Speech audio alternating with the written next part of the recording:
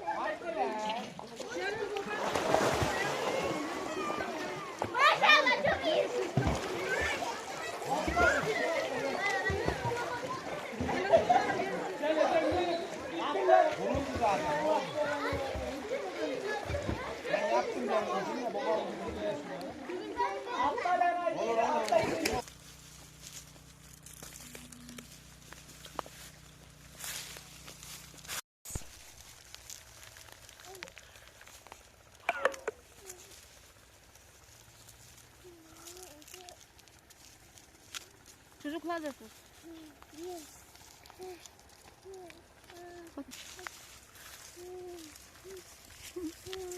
Burada. Gülümse. İki kapı. Geç. 2 hafta sonra falan sökeriz bunu. Evet. Zamanı gelmiş. 2 hafta sonra valla ben kameraman olarak çalışırım. 200 liramı da alırım. 200 ay. 500 o zaman. Yok annem. Tamam annem getirelim. Bitti mi?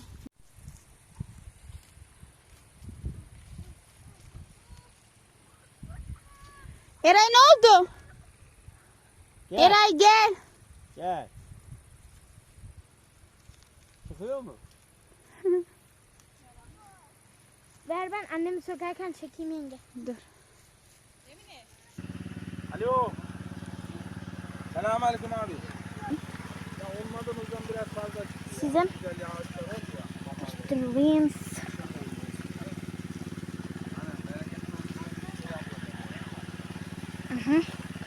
Bunu da gösterelim. Böyle. Bu acı biber. Vallahi Bilmiyorum acı mı? adını ben bile bak. Hop bak. Biberlerimiz dolma biber.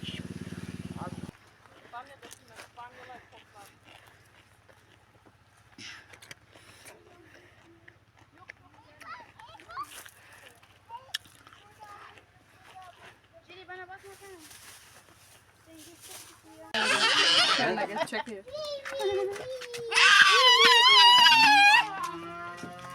Emir gitsin yanına git çekelim seni. Git bir şey yok bak Emir'e bak Emir'e korkmuyor. Ben götürüyor beni. Nasıl çıktık oradan? Anne beni tutayım. Markette kaç para bakarım. Öyle değil bak. Kaldır. Çok güzel. Oo.